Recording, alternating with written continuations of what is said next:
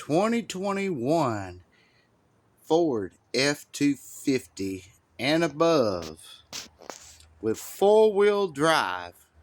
And as far as I'm concerned, with any four-wheel drive vehicle, whatever OEM it is, this is going to be for you.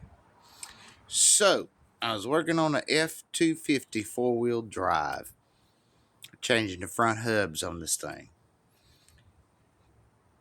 Put the aftermarket hubs on this thing. Got it all put back together, and I had issues with ABS. Just a drove of codes that the truck didn't have to begin with before I even pulled it in to the shop.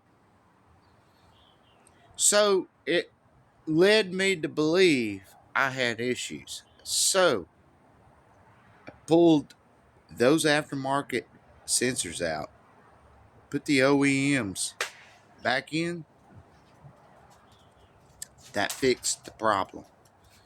So either buy the OEM part or save your old sensors.